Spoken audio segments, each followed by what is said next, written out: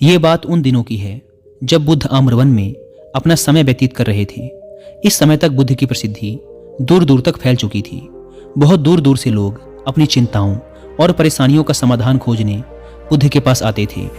ऐसे ही एक दिन जब बुद्ध आम्रवन में अपने शिष्यों को प्रवचन दे रहे थे तो एक अधेड़ उम्र का व्यक्ति अपने 20-21 वर्ष के पुत्र को अपने साथ लिए बुद्ध की तरफ चला आ रहा था। जब वे प्रवचन स्थल के पास पहुंच गए तो बुद्ध ने एक नज़र उन पर डाली और इशारे से प्रवचन में बैठने के लिए कहा। जब प्रवचन समाप्त हो गया और सभी लोग वहां से चले गए तो बुद्ध ने उस व्यक्ति को अपने पास बुलाया और बैठने के लिए कहा। वहां चारों तरफ हरियाली छाई हुई थी, मौसम बहुत सुहाना था और तरह तरह के पक्षियों की आवाज़ें गूंज रही थी। ऐसा नज़ारा देखकर उस व्यक्ति को अंदर से असीम शांति महसूस हो रही थी। इसके बाद बुद्ध ने उस व्यक्ति से आने का कारण पूछा तो इस पर व्यक्ति ने कहा, हे तथागत, मैं 2 दिन की लंबी यात्रा करके अपने पुत्र को आपसे मिलवाने लाया हूँ। ये मेरा इकलौता पुत्र है, पर यह हर समय थका थका रहता है। ऐसा लगता है जैसे इसके अंदर कोई जान ही नहीं है, कोई प्राण ही नहीं है। इसका स्वभाव भी काफ़ी चिड़चिड़ा हो गया है। अगर हम इससे कुछ भी कहते हैं तो यह हमारी छोटी छोटी बातों पर गुस्सा हो जाता है। इसके देखने की क्षमता भी उम्र से पहले ही कमज़ोर हो गई है और इसके बाल भी सफ़ेद पड़ने लगे हैं। इतनी कम उम्र में इतनी बड़ी उम्र का लगना, मुझे तो कुछ समझ नहीं आ रहा कि इसके साथ हो क्या रहा है। तथागत, मैं अपने पुत्र के स्वास्थ्य को लेकर बहुत चिंतित हूँ। जब मैं अपने पुत्र को वैद्य जी के पास लेकर गया तो उन्होंने कुछ औषधि दी और कहा, अपने पुत्र को तनाव कम लेने के लिए कहो। वो अपने दिमाग में बहुत अधिक तनाव लेता है, इसीलिए उसकी ऐसी हालत हो गई है। लेकिन मुझे उनके बहुत समझाने के बाद भी तनाव का मतलब समझ नहीं आया। मुझे नहीं पता कि तनाव होता क्या है, यह किन कारणों से आता है और उसे कैसे अपने पुत्र के दिमाग से निकालूं। लेकिन मुझे सबसे पहले तो ये समझना है कि तनाव होता क्या है। इसीलिए तथागत, मैं आपके पास आया हूँ। कृपया आप मेरी समस्या का समाधान कीजिए। यह सुन बुद्ध उसके पुत्र को बड़े ध्यान से देखते हैं, उसके चेहरे को देखते हैं, उसकी आंखों को देखते हैं और फिर उसके हाथों की नब्ज को भी देखते हैं। यह सारी विधि करने के पश्चात बुद्ध उस व्यक्ति से कहते हैं, तनाव लेना तो कोई नहीं चाहता, लेकिन फिर भी यह तनाव लोगों के दिमाग को दीमक की तरह पकड़ लेता है और व्यक्ति जान भी नहीं पाता कि वह तनाव में जी रहा है। लेकिन अगर व्यक्ति तनाव के कारणों को अच्छे से समझ लेता है और तनाव के बारे में कोई ऐसा पैमाना बना लेता है जिससे वह जान सके कि वह कितने तनाव में है, तो वह इस समस्या का समाधान भी खोज सकता है। सबसे पहले तो तुम ये समझो कि तनाव होता क्या है। जब भी कोई व्यक्ति कोई काम कर रहा होता है लेकिन उसका मन कहीं दूर भटक रहा होता है, कल्पनाओं में होता है, तो उसके शरीर और मन के बीच एक दूरी पैदा हो जाती है। यह दूरी जितनी अधिक होगी, व्यक्ति उतनी ही ज़्यादा बेहोशी की अवस्था में होता है और शरीर व मन के बीच की इसी दूरी, इसी खिंचाव को तनाव कहा जाता है। आखिर कोई पसंदीदा खेल खेलने के बाद व्यक्ति चुस्ती और प्रसन्नता से क्यों भर जाता है, जबकि उसने तो अपने शरीर को थकाया है।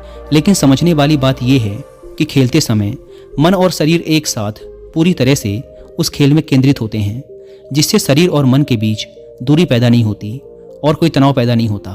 और अगर दिमाग में कोई तनाव था भी तो वह भी दूर हो जाता है। लेकिन इसके विपरीत जब हम कोई ऐसा काम करते हैं जो हमें पसंद नहीं, तो हमारा शरीर तो उस काम को कर रहा होता है, लेकिन हमारा मन कहीं दूर कल्पनाओं में भटक रहा होता है, जिससे शरीर और मन के बीच एक दूरी पैदा हो गई और तनाव ने जन्म ले लिया। इसीलिए व्यक्ति को एक समय पर सिर्फ एक ही काम करना चाहिए और अपने तन और मन की सारी शक्ति उसी एक काम पर लगा देनी चाहिए, जिससे व्यक्ति के अंदर तनाव पैदा ही ना हो। इसके बाद बुद्ध ने कहा, तनाव पैदा होने के मुख्य 8 कारण होते हैं और जिसने इन कारणों को समझ लिया वह जीवन भर तनाव मुक्त रह सकता है। मुख्य कारणों में सबसे पहला कारण है अति महत्वाकांक्षी होना। महत्वाकांक्षी होना अच्छी बात है, लेकिन क्या कभी आपने इस बात पर ध्यान दिया है कि इंसान के लक्ष्य कभी पूरे ही नहीं होते। उसका एक लक्ष्य पूरा हुआ नहीं कि वह दूसरे की तरफ भागने लगता है, दूसरा पूरा हुआ तो तीसरे की तरफ, और इस तरीके से वह अपने लक्ष्यों को पाने के लिए जिंदगी भर गोल गोल घूमता रहता है।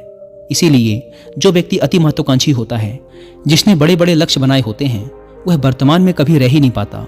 उसका मन सदैव भविष्य की योजनाएं बनाने में ही व्यस्त रहता है। उसका शरीर तो वर्तमान में रहता है, लेकिन मन भविष्य में ही रहता है, जिससे मन और शरीर के बीच दूरी पैदा हो जाती है और वह तनाव भरी जिंदगी जीने लगता है। बुद्ध के मुंह से यह बात सुन उस लड़के ने कहा, बुद्ध, तो फिर इसका मतलब है कि हमें लक्ष्य नहीं बनाने चाहिए, क्योंकि लक्ष्य बनाना भी तो महत्वाकांक्षा ही है। इस पर बुद्ध ने कहा, जीवन में लक्ष्य बनाना कोई गलत बात नहीं, लेकिन समस्या तब उत्पन्न होती है जब हम अपना पूरा ध्यान उस लक्ष्य से मिलने वाले परिणाम पर ही लगा देते हैं और उसके परिणाम की चिंता करते रहते हैं। व्यक्ति को वर्तमान में जीना आना चाहिए। आप लक्ष्य बनाइए और उस लक्ष्य की प्राप्ति के लिए कड़ी मेहनत करिए, लेकिन साथ ही साथ आपको इस बात का भी ज्ञान होना चाहिए कि आप अभी वर्तमान में जी रहे हैं और वर्तमान ही सत्य है। बुद्ध ने आगे कहा, तनाव का दूसरा सबसे बड़ा कारण है ईर्ष्या। जब व्यक्ति ईर्ष्या और जलन से भर जाता है तो उसका मन अंदर से सड़ने लगता है।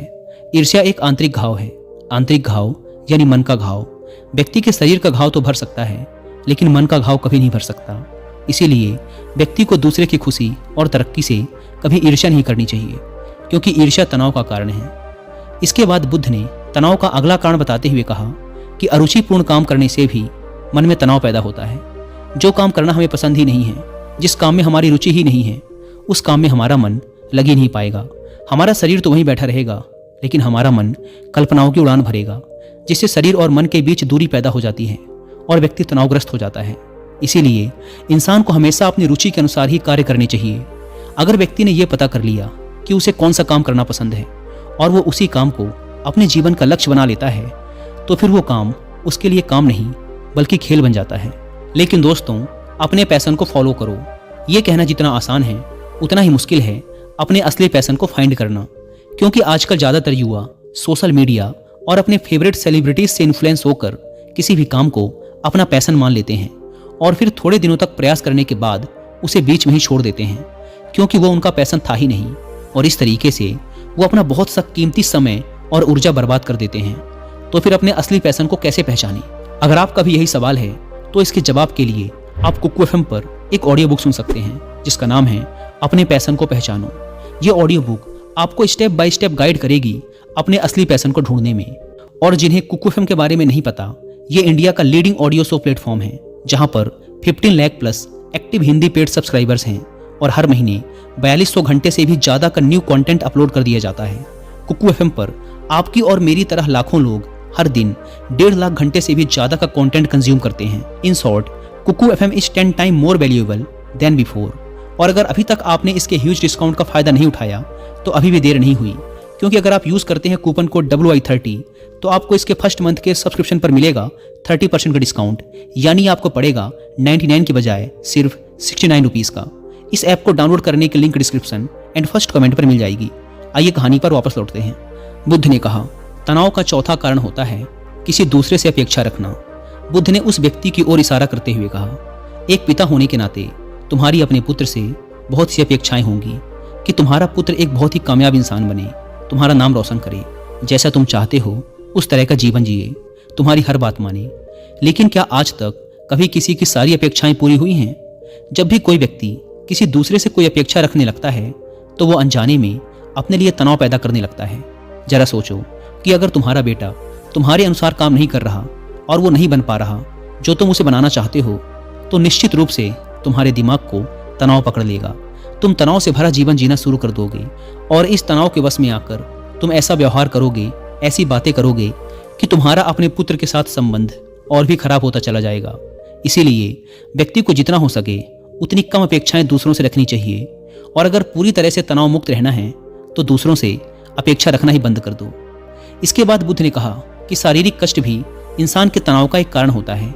जब व्यक्ति किसी शारीरिक पीड़ा से गुजर रहा होता है तो उसका पूरा ध्यान बस अपने उस शारीरिक दर्द पर होता है और वह पूरे दिन बस उसी के बारे में सोचता रहता है, जिससे उसका मन दुख के विचारों से भर जाता है और ऐसी स्थिति में व्यक्ति तनावग्रस्त रहने लगता है। यह सुन उस व्यक्ति ने कहा कि हे बुद्ध, शारीरिक दुख तो किसी भी व्यक्ति को हो सकता है, तो फिर क्या वह व्यक्ति जीवन भर तनाव में ही जिएगा? इसका जवाब देते हुए बुद्ध ने कहा कि इंसान को यह बात समझनी चाहिए कि हमारा जीवन दुखों का आधार है। जैसे जैसे हमारा जीवन आगे बढ़ता है, इसमें दुख आते हैं, बीमारियां आती हैं और फिर अंत में मृत्यु भी आती है। तो बीमारियां इंसान के जीवन का अभिन्न अंग है, कोई इनसे बच नहीं सकता। बस किसी किसी के जीवन में ये समय से पहले आ जाती हैं तो किसी के बाद में, पर आती सबको हैं। जब इंसान का मन इस बात को अच्छे से समझ लेगा तो फिर वह अपनी बीमारी के बारे में सोच सोच कर ज़्यादा तनाव नहीं लेगा, क्योंकि ये हमारे जीवन का अभिन्न हिस्सा हैं। और इसके लिए व्यक्ति को शारीरिक रूप से भी अभ्यास करते रहना चाहिए। अपने जीवन में व्यायाम और स्वस्थ जीवन शैली को भी जगह देनी चाहिए, ताकि उसका शरीर लंबे समय तक निरोगी रहकर सही से काम कर सके। तनाव का अगला कारण होता है अपनी योजनाओं को समझने के लिए समय न देना। कुछ लोगों के दिमाग में कोई विचार आया नहीं कि वो बिना सोचे समझे उस पर काम करना शुरू कर देते हैं और जब उस काम में उन्हें असफलता मिलती है तो वो तनाव से भर जाते हैं, क्योंकि उन्होंने उस काम को शुरू करने से पहले उसके बारे में पूरी जानकारी इकट्ठा नहीं की थी। इंसान को कोई भी काम शुरू करने से पहले उसके अच्छे और बुरे परिणामों के बारे में ठीक से सोच विचार कर लेना चाहिए। इंसान को इस बारे में भी सोच लेना चाहिए कि अगर ये योजना सफल नहीं हुई तो फिर इसके बाद मैं क्या करूँगा। इसीलिए व्यक्ति को अपनी योजनाओं को ठीक से समझने के लिए पूरा समय देना चाहिए, ताकि बाद में उस योजना की वजह से तनाव पैदा ना हो। तनाव का 7वां सबसे बड़ा कारण होता है टाल मटोल करना, आज के काम को कल पर टालना। आप लोगों ने ये कहावत तो सुनी ही होगी कि आलस्य ही इंसान के शरीर का सबसे बड़ा शत्रु है। इंसान आलस्य की वजह से आज के काम को कल के लिए टाल देता है और फिर काम को टालना उसकी आदत बन जाती है। काम को कल पर टालने वाले व्यक्ति का काम कभी भी समय पर पूरा नहीं हो पाता, और अगर किसी तरह से पूरा हो भी जाता है तो वह उतना अच्छा नहीं हो पाता जितना अच्छा उसे किया जा सकता था, और फिर ये बात व्यक्ति के अंदर तनाव पैदा करती है। लेकिन काम को टालना या काम को एकदम अंत समय पर करना एक आदत है, इसीलिए व्यक्ति ना चाहते हुए भी बार बार अपनी इस आदत का शिकार बन जाता है और काम को टालता रहता है। और फिर जब काम की समय सीमा पास आ जाती है तो वह तनाव से भरकर काम को पूरा करने का प्रयास करता है। इसीलिए तनाव मुक्त रहने के लिए व्यक्ति को काम को टालने की आदत छोड़नी पड़ेगी, और यह तभी संभव है जब व्यक्ति काम को समय से पहले खत्म करने का निश्चय करे। सबसे आखिरी और सबसे प्रमुख कारण जो तनाव का होता है वो है ज़्यादा सोचना। लगातार सोचते रहना भी एक बीमारी है, और यह उस व्यक्ति में सबसे ज़्यादा पाई जाती है जो कपोल कल्पनाएं करता है, जो अतीत की घटनाओं और भविष्य की बातों के बारे में सोचता रहता है, जो बेवजह के अनुमान लगाता रहता है। इसीलिए व्यक्ति को ज़्यादा सोचने की आदत पर लगाम लगाना चाहिए। इसके लिए उसे जितना हो सके खुद को काम में व्यस्त रखना चाहिए, और हर दिन ध्यान का अभ्यास करने को अपने जीवन का हिस्सा बना लेना चाहिए। बुद्ध के मुंह से यह सारी बातें सुनकर उस व्यक्ति ने हाथ जोड़कर कहा, बुद्ध, मेरा पुत्र तो अभी मात्र 20 वर्ष का ही है और इसमें अभी इतनी समझ भी नहीं है कि यह आपकी बताई सारी बातों का एक साथ पालन कर सके। आप कृपया करके तनाव मुक्त रहने का कोई आसान सा तरीका बता दें, जिससे मेरा बेटा उसका अनुसरण भी कर सके और तनाव मुक्त भी रह सके। उस व्यक्ति की यह प्रार्थना सुन बुद्ध ने कुछ सोचते हुए जवाब दिया, अगर तुम इतनी सारी बातों का पालन नहीं कर सकते तो इसके लिए एक बहुत ही आसान विधि है। तुम एक बार में एक काम को करने पर ध्यान लगाओ। तुम जो भी काम कर रहे हो उस समय पर सिर्फ उसी काम को करो, सिर्फ उस पर ही अपना पूरा ध्यान लगाओ। और अगर तुम्हारा मन इधर उधर भटक जाता है तो जैसे ही तुम्हें याद आए उसे वापस फिर उसी काम में लगा दो। ये सबसे आसान और अच्छा तरीका है तनाव मुक्त रहने का। जब तुम भोजन करो तो उस समय सिर्फ भोजन ही करो, उसके पूरे स्वाद का आनंद लो, उसे अनुभव करो। जब चलो तो अपना पूरा ध्यान सिर्फ चलने में लगा दो। इससे तुम्हारा मन और तुम्हारा शरीर दोनों एक जगह पर केंद्रित रहेंगे, दोनों के बीच दूरी पैदा नहीं होगी, जो कि तनाव का मुख्य कारण होती है। दोस्तों, आज की युवा पीढ़ी एक ही समय पर 2-2, 3-3 काम करने की आदी हो चुकी है, जैसे फ़ोन पर बात करते हुए गाड़ी चलाना, खाना खाते हुए टीवी देखना या फ़ोन चलाना। और फिर इनकी शिकायत रहती है कि मैं तनाव में जी रहा हूँ, मेरा मन अशांत रहता है, मैं चिड़चिड़ा सा हो गया हूँ। जब कोई व्यक्ति एक ही समय पर 3-3 काम करेगा तो तनाव पैदा होना तो स्वाभाविक है, क्योंकि दिमाग तो एक समय पर पूरा ध्यान लगाकर सिर्फ एक ही काम कर सकता है। पूर्ण रूप से एक ही समय पर 2 कामों पर ध्यान कभी नहीं लग सकता। इसीलिए जहाँ तक संभव हो सके एक समय पर सिर्फ एक ही काम करने का प्रयास करें, वो भी पूरे ध्यान के साथ। दोस्तों, आशा करता हूँ कि आपको इस वीडियो से काफ़ी कुछ सीखने को मिला होगा, और कुकू एफएम पर अपने पैशन को पहचानो कि हिंदी ऑडियो बुक को सुनना ना भूलें। और मंथली सब्सक्रिप्शन पर 30% डिस्काउंट के लिए आप WI30 कूपन कोड का इस्तेमाल भी कर सकते हैं।